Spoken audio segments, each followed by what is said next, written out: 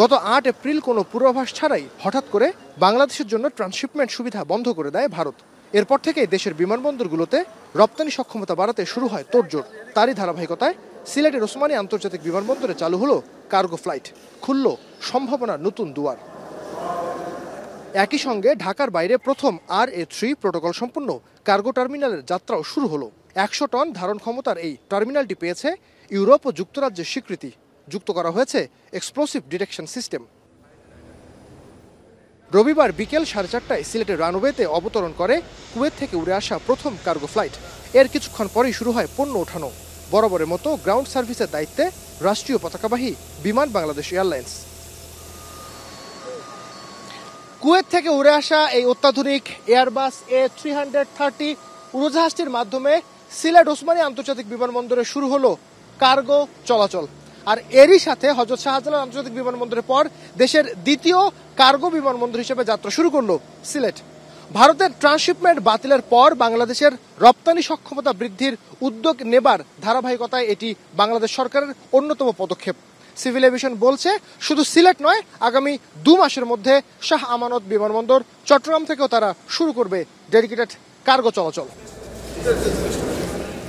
Bundle থাকলে প্রতি সেনমানিতে টাকা বাঁচবে। বিকাশ সেনমানি বান্ডেল কিনে জিতুন প্রতি লেনদেনে। বেসামরিক বিমান চলাচল কর্তৃপক্ষের চেয়ারম্যান বলছেন বাংলাদেশ যেন নিজের কার্গো নিজেই রপ্তানি করতে পারে, সেই লক্ষ্যেই সিলেটের এই কার্গো টার্মিনালের যাত্রা। শুরুর দিকে সপ্তাহে 2টি করে কার্গো ফ্লাইট চলবে। কার্গো খাত, উন্নয়ন খাতকে যেন আমরা উৎসাহিত করতে পারি, ব্যবসায়ীদেরকে উৎসাহিত করি, যেন নিজেদের মান আমরা নিজেই পাঠাতে পারি। সেই জন্য আমাদের যতটুকু ছাড় দেওয়ার আছে সিভিল এভিয়েশন অথরিটিকে, যে চার্জগুলো আছে সেই চার্জগুলো আমরা রিভিউ করছি। বিমান যে হ্যান্ডলিংয়ের যে চার্জগুলো আছে সেগুলো আমরা রিভিউ করছি। তো খুব শীঘ্রই আমরা রিভিউ করার পর মন্ত্রণালয়ের মাধ্যমে আমাদের মাননীয় মন্ত্রী নেওয়ার পর হয়তো একটা ভালো সংবাদ আমরা দিতে পারবো। বেসামরিক বিমান পরিবহন ও পর্যটন উপদেষ্টা বলেন সিলেট থেকে কার্গো ফ্লাইট শুরু দেশের এভিয়েশন শিল্পের জন্য একটি ঐতিহাসিক ও যুগান্তকারী পদক্ষেপ।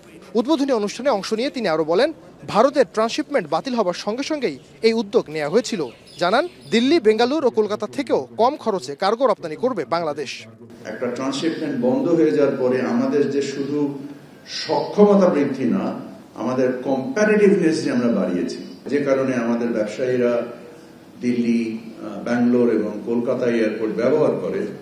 আমরা শুধু ওই কস্ট মিট করব না, আমরা ওই কস্টের থেকেও এক্সিড করব।